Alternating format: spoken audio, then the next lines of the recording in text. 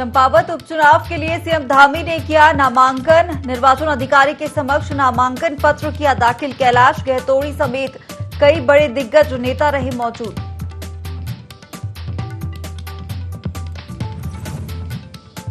नामांकन के बाद सीएम धामी ने जनसभा को किया संबोधित। कहा, प्रदेश हित सर्वोपरि, जनता और प्रदेश के विकास के लिए बीजेपी सरकार करती रहेगी काम।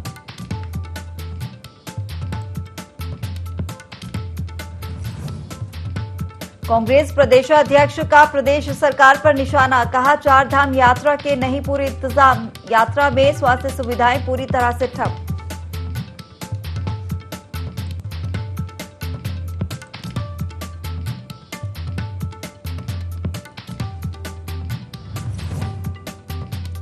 चारधाम यात्रा के चलते पुलिस की शारीरिक दक्षता परीक्षा में बदलाव। अब 15 मई की जगह 15 जून को होगी परीक्षा। प्रदेश भर से करीब 2.5 लाख उम्मीदवारों ने किया है आवेदन।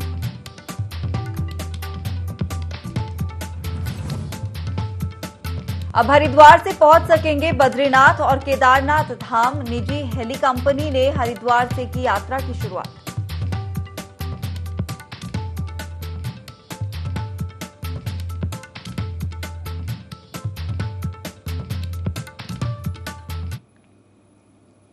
नमस्कार, बहुत स्वागत है आपका देवभूमि लाइव के इस बुलेटिन में और मैं हूं आपके साथ हिमांशा मेहता। बुलेटिन की शुरुआत करेंगे खबरों के साथ।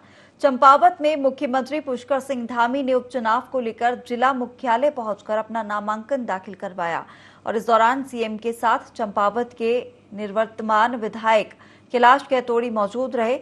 मुख्यमंत्री ने निर्वाचन अधिकारी हिमांशु कफटलिया के समक्ष जहां अपना नामांकन पत्र दाखिल किया, वहीं उसके उपरांत सीएम चंपावत बाजार में आयोजित जनसभा में शामिल भी हुए। इस मौके पर सीएम के साथ हजारों की संख्या में भाजपा कार्यकर्ता और समर्थन मौजूद रहे।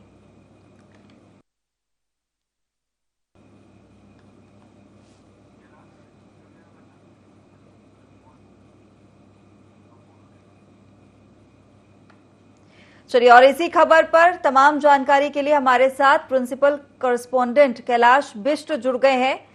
कैलाश जी, यहाँ पर चंपावत में मुख्यमंत्री पुष्कर सिंह धामी ने उपचुनाव को लेकर जिला मुख्यालय पहुंचकर नामांकन दाखिल कर दिया है। क्या कुछ रहा, कितना शक्ति प्रदर्शन इस दौरान दिखाई दिया है? देखिए, बिल्कुल जिस तरीके से आज उत्तराखंड में एक बहुत बड़ी ऐसी खबर हम कह सकते हैं और आज बीजेपी के लिए बहुत ही खास ये दिन था, क्योंकि मुख्यमंत्री इस वक्त खुद चुनावी मैदान में है, उपचुनाव लड़ रहे हैं और चंपावत से जो निवर्तमान विधायक थे कैलाश गहतोड़ी, उन्होंने सीट छोड़ी थी मुख्यमंत्री को। यहाँ से उन्होंने लड़ने का यहाँ पर उन्होंने कहा था कि आप मेरी सीट से यहाँ पर चुनाव लड़िए, जिसके बाद बीजेपी ने उनको प्रत्याशी बनाया था। और आज मैं आपको बताऊं कि सुबह घर से जब निकले तो उन्होंने सबसे पहले यहाँ पर अपने जो उनके कुल देवता है उसके दर्शन किए। उसके बाद वहां पर हजारों की तादाद में जो बीजेपी के कार्यकर्ता थे उनके साथ उन्होंने आज नामांकन स्थल पर पहुंचे, जहां लगभग 1 बजे उन्होंने अपना नामांकन किया। मैं आपको ये बता दूं कि बीजेपी के जितने भी यहाँ पर दिग्गज जो नेता थे, चाहे उसमें अगर पूर्व मुख्यमंत्री तीरथ सिंह रावत की बात करें, हरिद्वार सांसद रमेश पोखरियाल निशंक की बात करें, अजय टम्टा की बात करें, अजय भट्ट की बात करें, तमाम सांसद वहां पर मौजूद थे, तमाम कैबिनेट के कई मंत्री वहां पर मौजूद थे। तो कुल मिलाकर ये कहा जा सकता है कि बीजेपी इस चुनाव को हल्के में नहीं ले रही है, क्योंकि मुख्यमंत्री अगर उन्हें बने रहना है पुष्कर सिंह धामी को, ये चुनाव जीतना उनके लिए बहुत जरूरी है।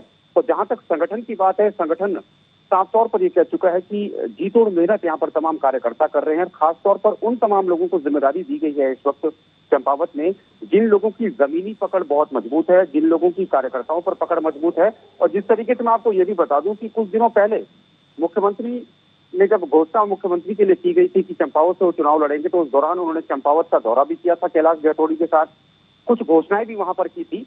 तो जाहिर सी बात है कि अभी मौजूदा मुख्यमंत्री भी हैं, वहां पर कई घोषणाएं भी वहां पर हो चुकी हैं। तो लोगों के मन में कहीं ना कहीं ये सवाल जरूर होगा कि अगर मुख्यमंत्री यहाँ पे चुनाव जीतते हैं तो जाहिर सी बात है कि जो विकास की गंगा पूरे प्रदेश में बहाने की बात भारतीय जनता पार्टी और सरकार करती है, वही विकास की गंगा चंपावत में भी बह सकेगी। जी बिल्कुल कैलाश जी, नामांकन दाखिल हो गया है और यहाँ पर जिस तरीके से आज इन्होंने नामांकन दाखिल किया है और उसके बाद जनसभा को संबोधित भी किया था क्या? बिल्कुल, हाँ। देखिए, मैं आपको बता दूं कि सुबह सबसे पहले एक रोड शो का कार्यक्रम आयोजित किया गया था भारतीय जनता पार्टी द्वारा लगभग 85 से 90 किलोमीटर का ये रोड शो था। और अपने आप में ये रोड शो बहुत ही अहम इसलिए था कि इतना बड़ा रोड शो आज तक किसी भी पार्टी द्वारा कभी भी नहीं किया गया। भारतीय जनता पार्टी द्वारा इतना बड़ा रोड शो किया गया, जिससे साफ तौर पर ये मैसेज देने की कोशिश की गई थी कि भारतीय जनता पार्टी इस चुनाव को लेकर बहुत ज्यादा संजीदा है, मुख्यमंत्री के चुनाव को लेकर बहुत ज्यादा संजीदा है। और जब नामांकन यहाँ पर मुख्यमंत्री ने किया तो उसके बाद एक कार्यक्रम उन्होंने शिरकत की, जिसमें भी कई हजारों की तादाद में कार्यकर्ता थे, उनके साथ बीजेपी के कई बड़े नेता थे। तो साफ तौर पर उन्होंने ये संदेश देने की कोशिश की है कि उनका जो फोकस है मुख्यमंत्री का सिर्फ चुनाव को लेकर नहीं है, बल्कि उनका फोकस प्रदेश के विकास के लेकर भी है। प्रदेश की जनता को जो समस्याएं आए दिन हो रही हैं, उन समस्याओं का निस्तारण हो सके, उन तमाम बातों को देखते हुए आज ये कार्यक्रम रखा गया। यही मैसेज मुख्यमंत्री ने देने की कोशिश की। बिल्कुल, चलिए कैलाश जी, तमाम जानकारी और अपडेट हमें देने के लिए आपका बहुत शुक्रिया।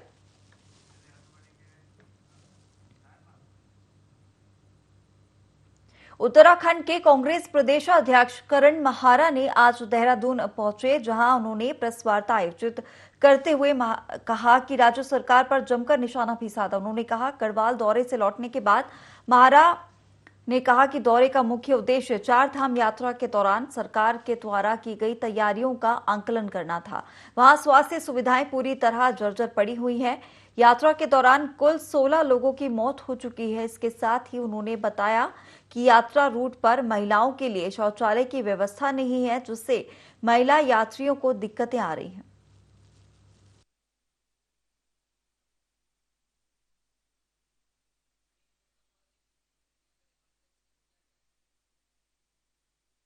केदारनाथ जी के कपाट खुलने के पहली रात्रि में केदारनाथ पहुंच गया था और बद्रीनाथ के कपाट खुलने से पहले दिन में बद्रीनाथ था। कि स्वास्थ्य सेवाएं ठीक नहीं है, कोई व्यवस्था नहीं है, सड़कें टूटी हुई हैं, एक्सीडेंट का खतरा है। 3 महिलाओं की मृत्यु पहले हो चुकी थी। उसके बाद तोता घाटी में कल 5 लोगों की मृत्यु हुई है। और आज भी मैं कह रहा हूँ फिर से आपके माध्यम से, स्लाइडिंग जोन्स बहुत खतरनाक हैं, जगह जगह सड़कें खुदी हुई हैं, चट्टानें गिरी हुई हैं और एक्सीडेंट्स होने की संभावना है। सरकार अभी भी नहीं चेत रही। दूसरा, मैंने स्वास्थ्य सेवाओं के लिए कहा था, जब यात्रा चलती है तो उसमें जगह जगह पर कैंप होने चाहिए, या तो हॉस्पिटल्स की जानकारी होनी चाहिए, ताकि अगर किसी को अचानक कार्डियक अटैक या ब्रेन हेमरेज या कोई बड़ी ऐसी गंभीर कोई एक्सीडेंट हो जाए, उनका कहाँ इलाज होगा। ऐसी कोई व्यवस्था पूरी यात्रा में देखने को नहीं मिली। और उसका ये नतीजा है कि आज 16 लोग, केवल 2 या 3 दिन के अंदर 16 लोगों की मृत्यु हो चुकी है। उत्तराखंड में 4 धाम यात्रा के चलते पुलिस भर्ती परीक्षा टल गई है। प्रदेश के 3 जिलों में 15 मई से होने वाली शारीरिक दक्षता परीक्षा अब 15 जून से शुरू होगी। पुलिस विभाग में कांस्टेबल पद के लिए 1521 पदों पर भर्ती की जानी है, जिसमें प्रदेश भर से करीब 2.5 लाख उम्मीदवारों ने आवेदन किया हुआ है। पुलिस मुख्यालय ने उत्तरकाशी, चमोली और रुद्रप्रयाग जिले में परीक्षा 15 मई के बजाय अब 15 जून से कराने का फैसला लिया है।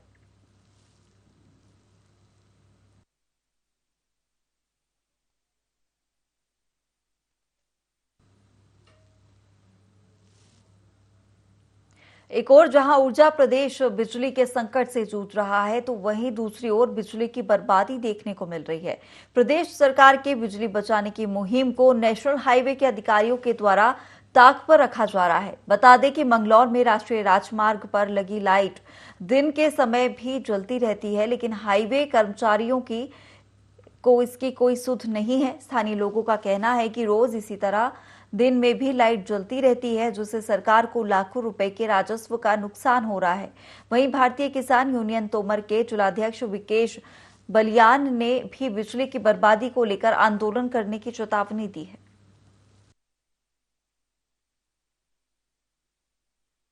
मामला कर रखा। अब जो ये लाइट है ना, ये दिन में तो लाइट जल जा, लेकिन व्यवस्था इतनी खराब है कि रात में लाइट नहीं जल पाती। मील होगा, मील के पास एक्सीडेंट हो गए। पिछले महीने में एक नारसण का एक्सीडेंट हुआ था, बिना लाइट की व्यवस्था के एक्सीडेंट हुआ था। तो उस चीज़ से बहुत परेशान हो रही है आदमी।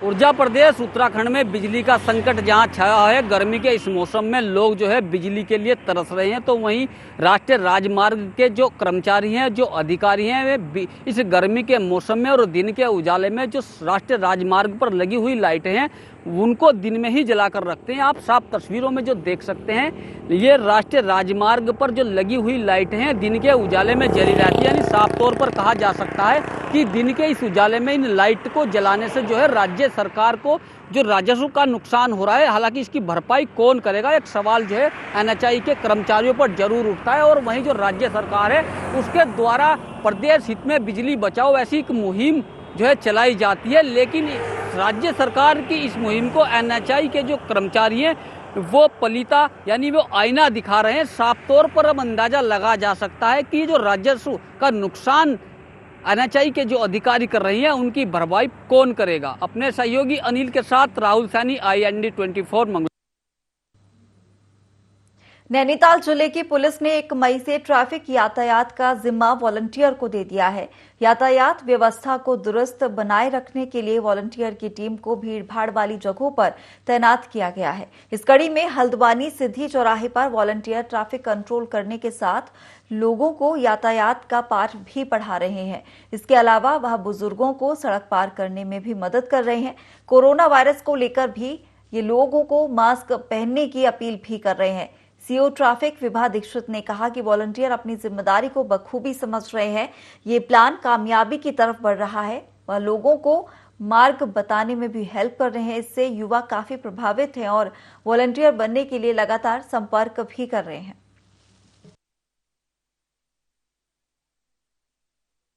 बहुत अच्छा एक एक्टिव रोल प्ले कर रहे हैं, चाहे वो हमारा ट्रैफिक मैनेजमेंट में हो, लोगों की मदद करने में हो, लोगों को जानकारी देने में हो कि कहाँ पे पार्किंग्स हैं, कहाँ पे टॉयलेट्स हैं, बेसिक सुविधाएं कहाँ कहाँ पे हैं, या फिर सोशल मीडिया पे हो, या बच्चों को जागरूक करने में हो, स्कूल्स में लेसन्स देने के लिए हो। तो हर जगह वॉलंटियर्स हम लोगों के साथ कंधे से कंधा मिला के आगे बढ़ रहे हैं। ये लोग इनकी ड्यूटीज़ हम कौन कौन से पॉइंट्स पे लगनी है हम लोग लगाते हैं। उसके बाद शाम को इनसे पूरा डिस्कशन करते हैं, फीडबैक लेते हैं, तो पूरा मॉनिटरिंग रहती है सही से। ये एक चीज़ है कि हमें एक बहुत पॉजिटिव फीडबैक मिल रहा है। जो वॉलंटियर्स यहाँ काम कर रहे हैं उन्हें बहुत अच्छा लगा, तो वो अपने कुछ फ्रेंड्स को, रिलेटिव्स को भी लेके आ रहे हैं। तो हमारे पास अच्छी संख्या में वॉलंटियर्स हैं। प्रदेश भर में राष्ट्रीय खाद्य सुरक्षा योजना के तहत लाल और सफेद राशन कार्ड की जांच की जा रही है। उच्च अधिकारियों ने अपात्र लोगों को कार्ड जमा करने के आदेश दिए हैं। जांच में जो दोषी पाए जाने वालों के खिलाफ कार्रवाई की जाएगी, जिसके चलते लगभग 40 राशन कार्ड धारक अपने कार्ड जमा कर चुके हैं।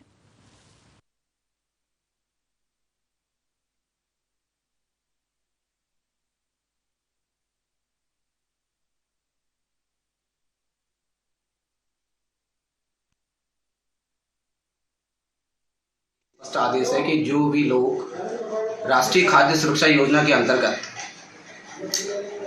सफ़ेद कार्ड या लाल कार्ड की पात्रता की शर्तों को पूरा नहीं करते हैं, लेकिन तब भी उनके पास वे कार्ड मौजूद हैं, उन्हें वो राशन कार्ड हमारे कार्यालय में सरेंडर करना होगा।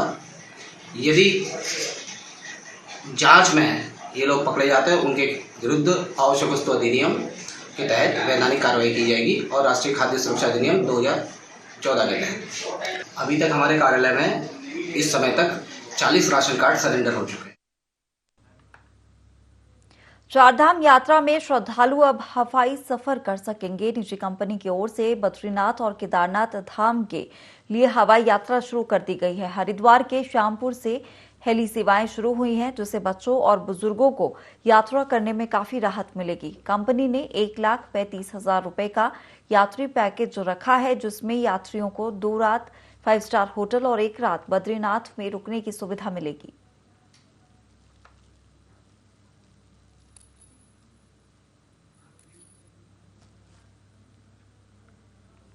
तो चारधाम यात्रा में श्रद्धालुओं को अब हवाई सफर मिलेगी और यात्री अब हवाई सफर कर चारधाम यात्रा कर सकेंगे। आपको बता दें कि निजी कंपनी की ओर से बद्रीनाथ और केदारनाथ धाम के लिए हवाई यात्रा शुरू कर दी गई है।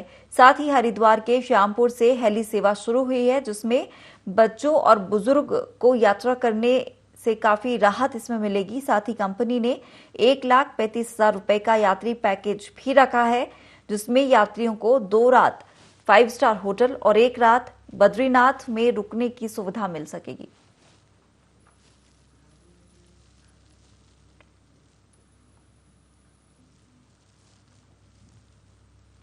लालकुआं पुलिस का नशे के खिलाफ अभियान जारी है और इसी कड़ी में पुलिस के हाथ बड़ी सफलता लगी है। पुलिस ने चेकिंग के दौरान एक तस्कर को 10 ग्राम स्मैक के साथ गिरफ्तार किया है। पूछताछ में आरोपी ने खुद को नशे का आदी बताया है। वो आसपास के क्षेत्र में मादक पदार्थ बेचकर अपना खर्चा चलाया करता था। पुलिस ने आरोपी के खिलाफ एनडीपीएस एक्ट में मुकदमा दर्ज कर आगे की कार्रवाई शुरू कर दी है। साथ ही आरोपी के तार यूपी के बरेली से जुड़े हुए बताए जा रहे हैं। के लिए लगातार पुलिस का अभियान जारी है। इसी कड़ी में कल देर रात्रि हमारे हंदू छोड़ चौकी इंचार्ज चेकिंग कर रहे थे महालक्ष्मी मंदिर के पास। तो लगभग रात 12 बजे के आसपास एक यूपी की तरफ से एक आती हुई रोडवेज को उन्होंने इशारा किया, चेक करने के लिए रोका। जैसी गाड़ी रुकी उसमें से एक आदमी दौड़ के भागा, जिसके पीछे हमारी पुलिस टीम भागी। भागने के बाद उसको पकड़ने के बाद उसका जब कारण पूछा क्यों भाग रहा, तो उसके द्वारा बताया गया कि उसके पास स्मैक है। तलाशी लेने पर उसके पास 10 ग्राम स्मैक मिली और अभियुक्त जो है ये हल्द्वानी भूलपुरा का रहने वाला है। उसके द्वारा बताया गया कि वो स्मैक बरेली का कस्बा है, बहेड़ी वहां से खरीद के लाता था तस्लीम नाम के आदमी से। उसको पकड़ के गिरफ्तार किया गया है और विधिवत कार्रवाई की जा रही है। उधम सिंह नगर में अखिल भारतीय क्षत्रिय महासभा ने महाराणा प्रताप जयंती के अवसर पर कार्यक्रम आयोजित किया, जिसमें जिले भर से अखिल भारतीय क्षत्रिय महासभा सदस्यों ने भाग लिया। सभी कार्यक्रम स्थल से महाराणा प्रताप जिंदाबाद और भारत माता की जय के नारे लगते हुए महाराणा प्रताप चौक पहुंचे। महाराणा प्रताप की प्रतिमा पर माल्यार्पण किया गया और इस दौरान अखिल भारतीय क्षत्रिय महासभा राष्ट्रीय अध्यक्ष ने महाराणा प्रताप के जीवन से जुड़े कई पहलुओं को साझा किया।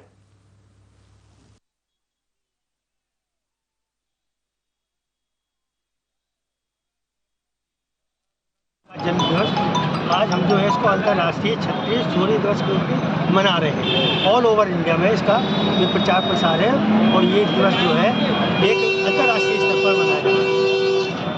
और ये इनको हर साल मनाते हैं वैसे 9 मई महाराणा प्रताप जन्मदिन को, लेकिन इस बार स्पेशली अंतर्राष्ट्रीय क्षत्रिय शौर्य दिवस के रूप में हम इसको सब पूरे देश में मना रहे हैं और हर शहर हर कस्बा इसको मना रहा है। इसको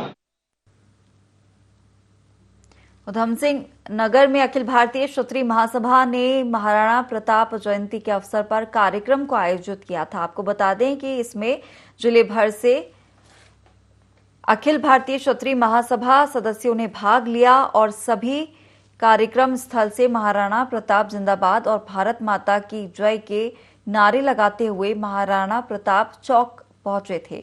साथ ही महाराणा प्रताप की प्रतिमा पर माल्यार्पण किया। इसके बाद इस दौरान अखिल भारतीय क्षत्रिय महासभा राष्ट्रीय अध्यक्ष ने महाराणा प्रताप के जीवन से जुड़े कई पहलुओं को भी साझा किया।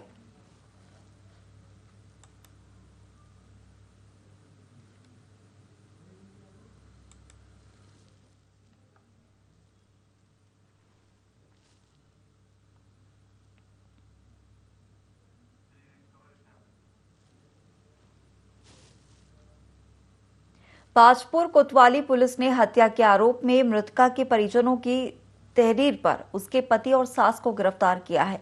पुलिस ने दोनों आरोपियों को न्यायालय भेज दिया है। आपको बता दें कि बीते माह बाजपुर के ग्राम बरहनी में विवाहिता नीतू ने अज्ञात कारणों के चलते फांसी लगाकर आत्महत्या कर ली थी, जिसके बाद नीतू के परिजनों ने पुलिस को तहरीर देकर सास और पति पर दहेज के लिए हत्या का आरोप लगाया था। का मामला है, इसने फांसी लगाकर आत्महत्या कर ली थी बीते दिनों। उसमें इसका पंचायतनामा भर के पोस्टमार्टम के लिए भेजा गया। उसके बाद इसके परिजनों द्वारा इसमें मुकदमा लिखवाया गया। ये बात सामने आई है कि इसके ससुराल वाले इसमें इसकी सास और इसका पति इसे दहेज के लिए प्रताड़ित कर रहे थे लंबे समय से, और इसी के क्रम में आज सभी तथ्यों को ध्यान में रखते हुए इसमें इसकी सास रन्नू देवी और इसके पति सोनू की गिरफ्तारी कर ली गई है। माननीय न्यायालय के समक्ष इनका रिमांड लिया। कांग्रेस का दामन छोड़कर आम आदमी पार्टी में शामिल होने वाले जोत सिंह बिष्ट ने कहा कि कांग्रेस पार्टी अलग अलग गुटों में बटी हुई है।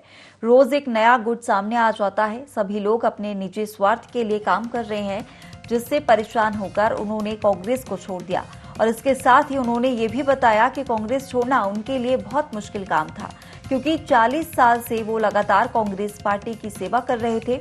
ज्योत सिंह बिष्ट ने कहा कि आम आदमी पार्टी के विजन को लोग पसंद कर रहे हैं। आम आदमी पार्टी के लिए गांव-गांव जाकर लोगों में विश्वास बनाया जाएगा और मजबूती के साथ 2027 में आम आदमी पार्टी की सरकार बनाने के लिए कार्य किया जाएगा।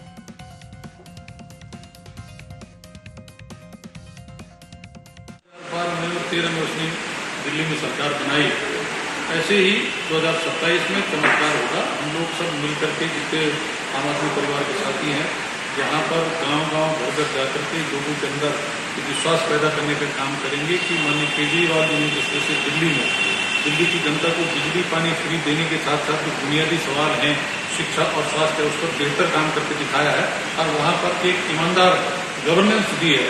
तो वही मॉडल हम पंजाब में भी कर रहे हैं और उसके बाद उम्मीद कर रहे हैं कि हिमाचल हरियाणा में भी बेहतर परिणाम आने के बाद वहाँ पर भी इसी मॉडल से काम करेंगे। तो उसका विश्वास निश्चित रूप से उसका लाभ उत्तराखंड की जनता को। भाजपा नेताओं ने कांग्रेस प्रदेशाध्यक्ष के गढ़वाल दौरे को लेकर सवाल खड़े करते हुए कहा कि कांग्रेस के नेताओं को अब ढूंढने से भी कार्यकर्ता नहीं मिल रहे हैं। भाजपा के प्रदेश प्रवक्ता विपिन केंथोला ने कांग्रेस प्रदेश अध्यक्ष के गढ़वाल दौरे पर चुटकी लेते हुए कहा कि प्रदेश अध्यक्ष गढ़वाल दौरे पर हैं और उनके साथ कार्यकर्ताओं के नाम पर 2-4 लोग ही दिखाई दे रहे हैं, जिससे पता चलता है कि कांग्रेस पर अब कितने लोगों का विश्वास और बाकी रह गया है। उन्होंने कहा कि कांग्रेस को अपने हालातों पर मंथन करने की जरूरत है, जिससे बचे हुए कार्यकर्ता उनके साथ जुड़े रह सके। उनके गढ़वाल मंडल के दौरे में प्रदेश अध्यक्ष के साथ आप देखेंगे कितने कार्यकर्ता हैं, कार्यकर्ता ही नहीं मिल रहे हैं। आज कांग्रेस के पास कार्यकर्ताओं की इतनी बड़ी कमी है कि उनके प्रदेश अध्यक्ष किस प्रकार से घूम रहे हैं, ये पूरी उत्तराखंड की जनता सोशल मीडिया में देख रही है। इसलिए कांग्रेस आज डरी सहमी ही नहीं, कांग्रेस के पास न कोई नेता है न नेतृत्व है। कांग्रेस जान चुकी है कि चंपावत में उनका बुरा हाल होने वाला है। इसलिए कांग्रेस मुझको लगता है कि धीरे धीरे जब तक चयन प्रक्रिया अभी देखिएगा आगे होने वाला क्या है।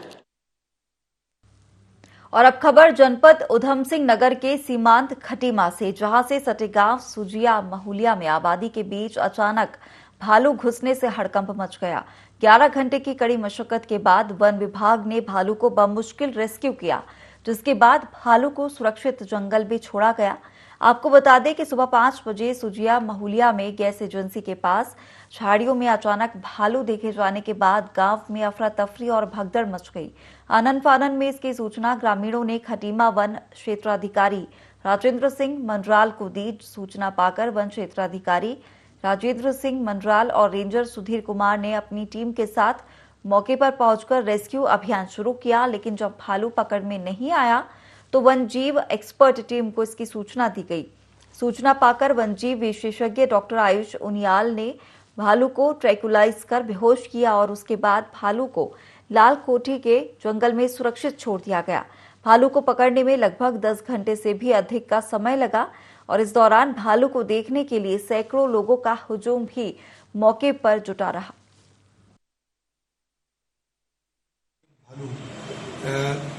किसी कास्का का जो बाग था वहाँ पे आगे अपने स्टाफ को लेकर के जहाँ पे भालू था मैं वहाँ गया, मैंने भालू को वहाँ देखा तो भालू आम के बाग में छिपा हुआ। उस वक्त जो है भालू को जो है रेस्क्यू किया, सुरक्षित रेस्क्यू किया गया। रेस्क्यू करने के तुरंत बाद जो है पशु चिकित्सा अधिकारी डॉक्टर उनियाल मांगती जी द्वारा जो है उसके स्वस्थ होने के उपरांत जो है उसको जो है नखाताल वन क्षेत्र में उसको सुरक्षित छोड़ दिया गया। लालकुआं के गांधीनगर वार्ड नंबर 2 में निवास करने वाले पूर्व सैनिक का संदिग्ध परिस्थितियों में 3 दिन पुराना शव बरामद हुआ है। दरअसल गंगा सिंह जीना को अपने किराएदार के मकान से दुर्गंध आ रही थी, जिसकी सूचना गंगा सिंह ने कोतवाली पुलिस को दी। सूचना पाकर मौके पर पहुंचे कोतवाली के प्रभारी निरीक्षक संजय कुमार ने किराएदार का कमरा खुलवाया तो कमरे में नग्न अवस्था में किराएदार का शव पड़ा मिला, जिसके बाद पुलिस ने जानकारी जुटाई तो पता चला कि मृतक खुरिया खत्ता बिंदु खत्ता का स्थायी निवासी है और लंबे समय से लालकुआं क्षेत्र में किराए के मकान में रह रहा था।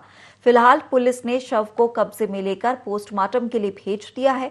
पुलिस का कहना है कि प्रथम दृष्टया से मौत का कारण हार्ट अटैक लग रहा है, लेकिन विस्तृत जानकारी पोस्टमार्टम रिपोर्ट आने के बाद ही मिल सकेगी।